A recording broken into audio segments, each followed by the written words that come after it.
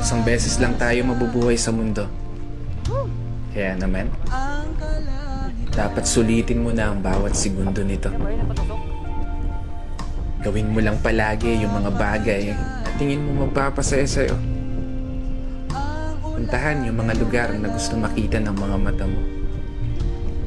Kasi isang beses lang, oo, isang beses lang, tayo may pagkakataon dumaan sa kalsada ng buhay na hindi mo na mababalikan. Dahil habang tumatanda tayo, meron tayong isang bagay na malimit na kakaligtaan. Yun ay maglaan ng oras para sa sarili nating kaligayahan. Kasi karamihan sa atin, puro trabaho na lamang nasa isip.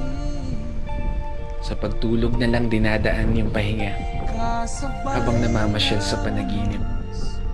At paggising, trabaho ulit hanggang sa hindi mo na magawang masulit kahit man lang saglit.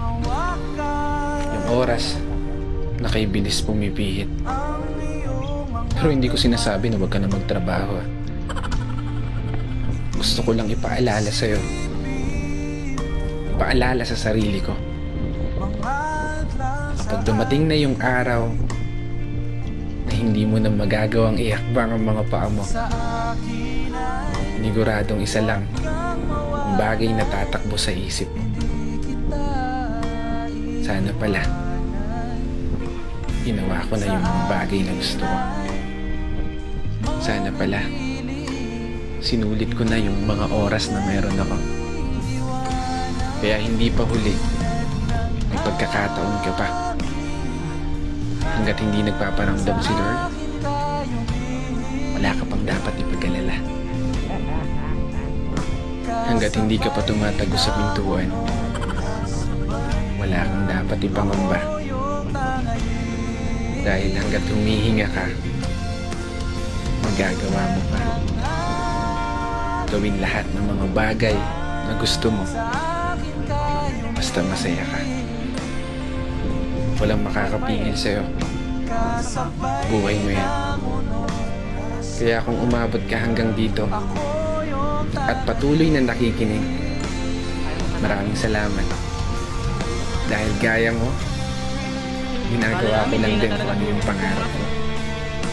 Minsan ako masaya. Sa paraan na to, magawa kong may bahagi sa iba. Kaya isang pagpupugay para sa lahat ng mga kapatid na motorista na patuloy sumasabay sa hamon ng buhay. This is your brother Matt for today's video.